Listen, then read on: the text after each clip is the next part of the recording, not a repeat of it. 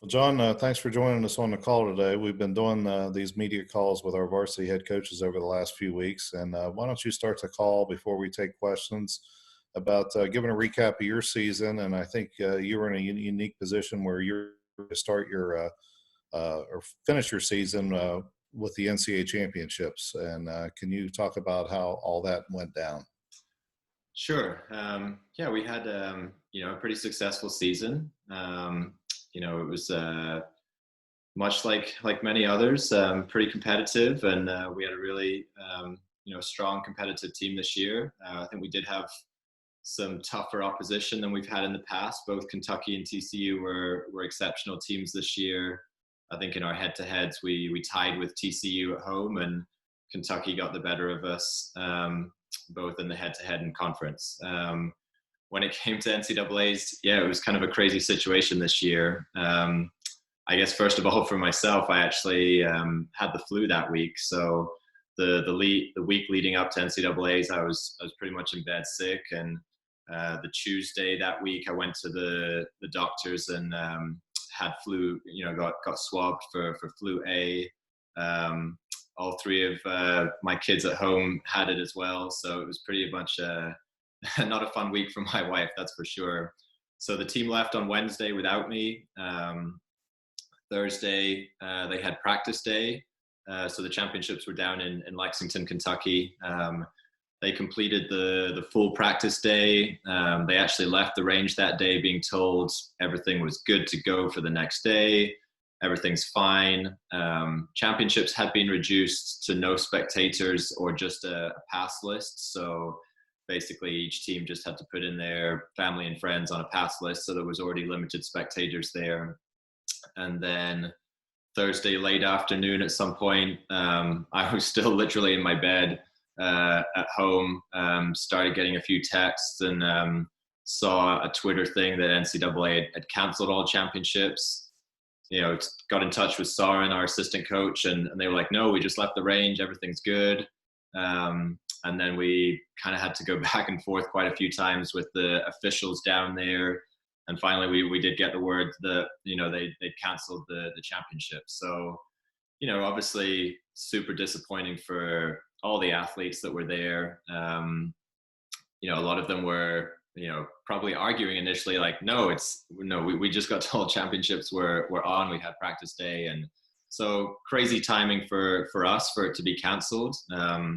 I'm sure a lot of us felt that the championships could have survived, an extra, we probably could have completed in a day, the following day, everyone was already there.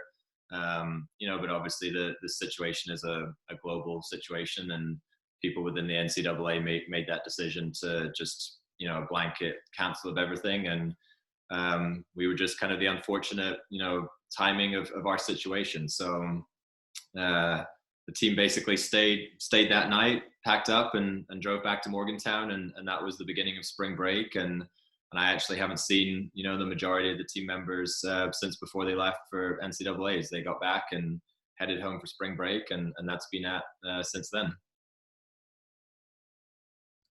All right. Thanks, Coach. First question. Actually, we'll go ahead and give it to Coach Hunter. Coach Hunter, go ahead. So, John, you sort of talked about it. I mean, do you feel if you were there, you would have argued to complete the championship? And, you have some social distancing in your sport.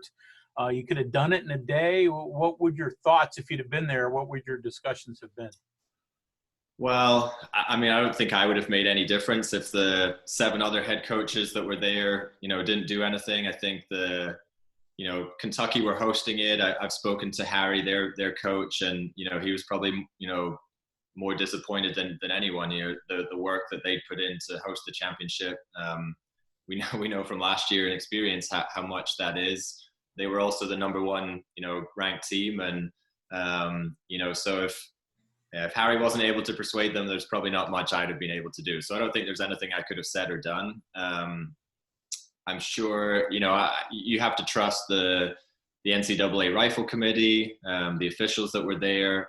I'm sure they had all those conversations, and I would like to think that they went through every, possible scenario to see what could work. But I think probably for them, once the decision is made, higher up within the NCAA, that's often the decisions are made. So would I have said something? I'm sure I would have, asked a few questions, but I can't imagine that. I mean, like I said, if the other 7 coaches were there, didn't ask those questions, I'm sure they did. And I'm sure the committee talked at lengths of everything that they could possibly do. So I don't think myself could have made any difference to that. All right, go ahead, John Antonik. Just to be clear, it was the flu. Did you get tested for the COVID-19? I mean, I didn't.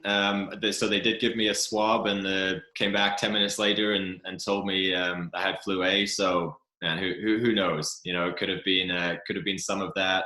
All I know is I felt really bad for a week, and even the second week, by that stage it was spring break. I still felt pretty weak and under the weather, and our boys at home seemed to hit them for just a day or two, and they were fine. They're pretty young, so kind of bounced back from it. But I mean, that was back in March, and obviously they weren't testing for anything else back then. So who knows?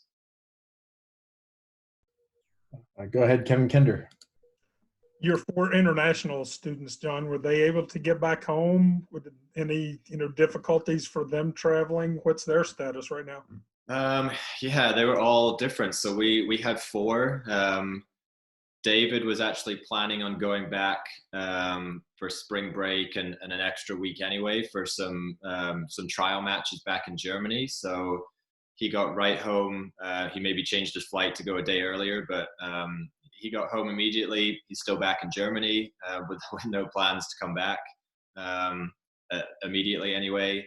The others stayed initially, and probably were just waiting to see how it would ride out. I mean, there's costs involved with going internationally and stuff. And I think after a couple of weeks, Verena went back to Austria. I think she kind of I think Austria were starting to close borders, and she realized she better get home. And then also Akihito got back to Japan as well. So they both were here for spring break and maybe another week, and then kind of decided it was better to get back home. And then Milica's from Serbia, and she's actually came back and stayed in Morgantown. She actually had a few worries of not being able to get back in August. She's going to be starting grad school at WVU. From what she told me, the situation in Serbia, probably isn't the best, and she was more concerned about getting back and getting through everything. So she stayed in Morgantown, but the other 3 all managed to get home. All right, your next question from Greg Hunter. Go ahead, Greg. So, John, how has this affected your sport as a whole? I'm sure a lot of, international meets are canceled. Obviously, the Olympics, which were going to be, the big event. Just internationally, how has this affected the sport? Yeah, massively. I think we're probably in line or similar to many other Olympic sports. I'll maybe talk nationally in the US and internationally, but internationally, I think it was kind of a bit drip fed. Obviously, by the time we are now, pretty much everything's off for the summer. The Olympics obviously, dictates a lot of that too, but with the Olympics being canceled, we have a World Cup circuit. All those World Cups got canceled. I think there was a test event in Tokyo, Munich and Azerbaijan, or maybe others, Junior World Cup in Germany, European Championships. I'm pretty sure everything's pretty much canceled from there. And then in the US, one of the biggest, or probably the biggest junior match, both for the competitors and then for college coaches to go and recruit, are the Junior Olympics run by USA Shooting in Colorado at the training center. So they would have happened right around probably over last couple of weeks. So they got canceled and initially said, postponed till the summer. But I think that's probably going to just disappear. US nationals disappeared. And then also the second part of the Olympic trials for small bore. So the air rifle trials for the US trials had been completed. But the small bore trials, they'd had part 1 earlier, actually last year. And then part 2 was meant to be in May. And that's been postponed as well. So now that, now that the Olympics have been postponed a whole year, that probably, relieved that situation. And, that they'll run the second part of the small bore Olympic trials at some point. Who knows when, whether it's later this year or put it into next year altogether now, I'm not sure. But yeah, pretty much the calendar's just been scrapped for the most part. So, I think it's probably, well, obviously health reasons, it's the best thing to do. But I think also for the athletes, they can just take a reset. They're not worried about, well, I need to get training at this point. I want to be doing this. International level, it's really just everything's on pause and taking a breather. And, same as, like I said, same as many other Olympic sports. And probably, who knows, I'm sure at the top level they're making plans for next year and how they'll do things. There's still Olympic qualification that hasn't been decided due to world ranking points, and I think a couple of quarter places in Europe to be decided. And I think that'll obviously all shake out in the next 6 months or getting into next year as well. But yeah, pretty huge changes and probably similar to many other sports. All right, John Antonik. Curious how you thought your team would have fared at the NCAAs. I noticed your best score was 4.719 against Akron back in November, and I guess Kentucky shot a 4.723. Do you think you guys would have been able to maybe top that? Or it's a tough question. I think this was an interesting year. I think we had a good team this year. Obviously, those numbers are pretty consistent with the last 4 or 5 years. Pretty similar to TCU. I think they had one really big score, but for the most part, their average was in the same neighborhood. And Kentucky just took a huge step up. Kentucky basically had two phenomenal athletes this year. They both made the U.S. Olympic team in air rifle. So one a freshman that came in and another a sophomore, and those two really made a huge impact for their team and their team scores. There's so many variables at NCAAs. I think this was one of the first championships in a handful of years that we felt we weren't going there as favorites. It wasn't a matter of kidding ourselves or anything. Like we genuinely weren't the favorites, but we also had a lot of experience. I felt actually we had some ups and downs throughout the year, but we went there. I felt that the team were actually in a really good frame of mind. We had 3 seniors going, and often seniors deal with that challenge of this is their last match. What am I going to do after this? There's a lot of mental challenges that seniors have to do, cope with. So having 3 was different. 2 of them, Militz and Morgan, are, not only won a team championship their freshman year, but had won individual championships. So lots of distractions for them. But I actually felt in the month leading up to NCAAs, they were really, kind of in a good frame of mind, practicing as well as they had done. And I really felt really good with the 5 going down there that they would be capable of performing well. Added to that, like we know that if you're the host, it's tough. It's challenging. There's a lot of extra pressure for those 2 that I mentioned. They just made the Olympic team. They were the hosts. I think there would have been a significant amount of pressure and distractions for them, and a lot of it would have been how they managed to deal with that. If they were able to cope with that, great, and shoot up to their potential. And Kentucky as a team, then they were capable of shooting a score that we weren't this year.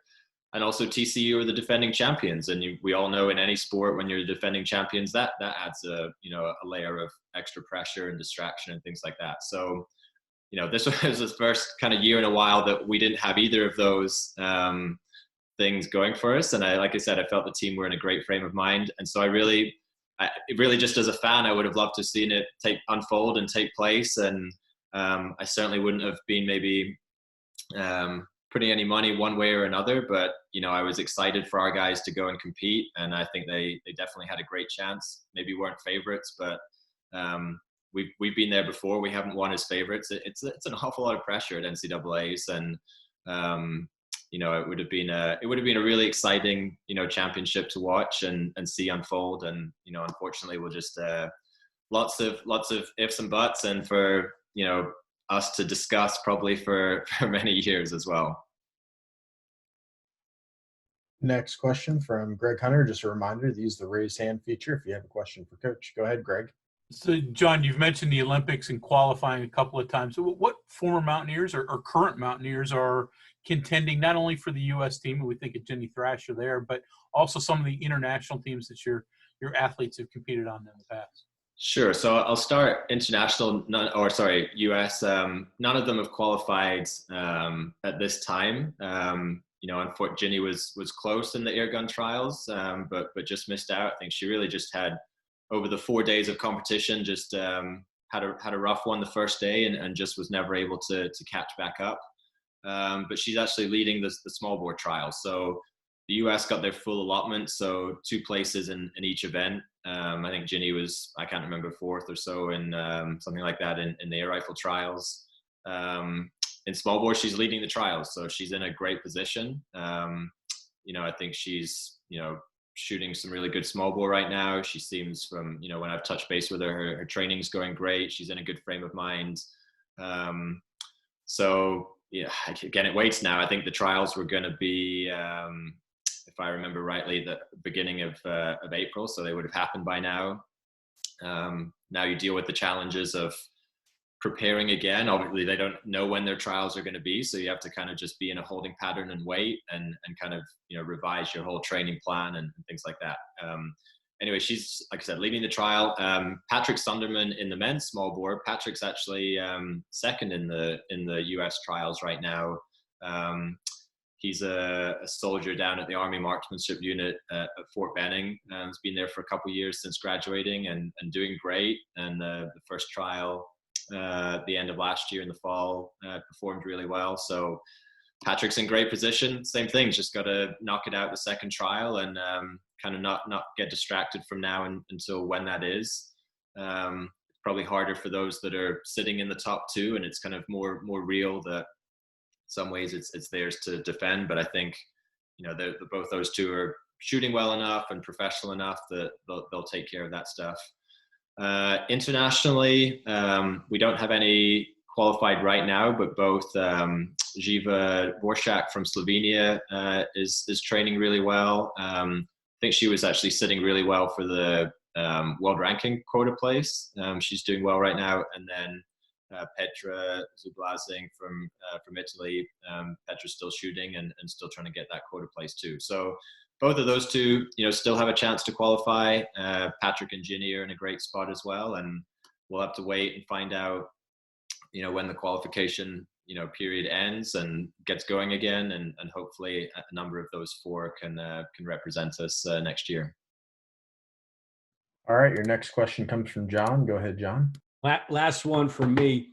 In regards to competition, you guys, I guess, have a little bit of a benefit or an advantage in that there is a little bit of social distancing involved in the way the event's set up. You don't have massive crowds that come to your events. Do you think that there could be some loosening or some restrictions to maybe allow or consider some of these events because you can put shooters so far away from each other and do things in that regard? I mean, I hope so. I mean, obviously there's a long way to go before we get to next year. We're a winter sport, but we're fall and spring. We schedule wise, we kind of mirror basketball. I think definitely from just as us coaches talking, we know that, if basketball is good to go, we're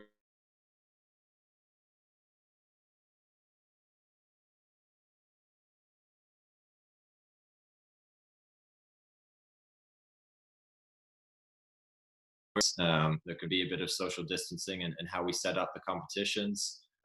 Even with practice. I mean, it's not like we're a team sport like volleyball where practice is from 1 o'clock to 4 o'clock in the afternoon and they have to work around classes. Often there's someone coming into practice at 9 in the morning and there's someone still training at 5:30 in the evening. So we try and have a team practice. We kind of have a kind of time area where we want most of them to be there together.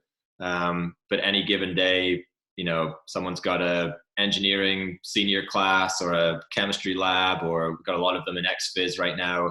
They have that flexibility with their schedule that if there's one day a week they've got to come in a little bit earlier or come in a little bit later, we're able to do that for their practice schedule. So, that probably helps too. But I think it's too far. It's too far ahead right now. I mean, this was all maybe good timing in the sense that it was after our season. It could have happened 2 days later. That would have been great. But for this is really the off season that a lot of them are having a break. Where they're not training as they are right now, and we don't really get going again. They start practicing in September, and competitions start in October. So we'll definitely be talking of contingency plans. I think it'd be smart for us as a sport and our coaches association to be talking about what changes can we make. What's the possibility of a spring only season look like? Do we have to change any scheduling stuff? I mean, I think there are lots of things that we can be prudent and think ahead about. But I think if things are up and running, I mean, obviously if basketball is good, we're certainly not going to have a problem. But hopefully, even if we can be a bit more flexible if we need to be. So hopefully that pays, as an advantage for us, and we'll just have to wait and see. First and foremost, I think all of us in the university industry, college sports industry, just want to see kids back on campus in the fall and sports resuming, and then we'll wait and see how things shake out from there, and if that doesn't happen, making plans from there. All right, go ahead, Kevin Kender. Jon, given the emphasis on mental training, discipline, toughness in your sport, are your athletes, you think, maybe a little bit better prepared to handle all of these uncertainties? For the situation we're in right now? Yeah. I'll answer it from that. I think so. Like I said, timing was quite nice that this is a kind of off period. Everyone was typically ready for a break. We had one or two that would have been training immediately afterwards for the Junior Olympic Championships. And a couple of our international, guys would have wanted to keep training as well. But for the most part, April's a good time to have a break and just focus on school and finish out the school year. I think just in terms of the situation, sure. I mean, I think, we talk so much about, in our sport, controlling the controllables, kind of having a positive attitude and everything. And, I think I'd like to think all of our team members have been managing the situation pretty well. They're busy with school. I mean, sure, there's an adjustment to doing all the classes online and following that. And sure, everyone has to deal with that adjustment of just kind of being stuck at home, in close quarters.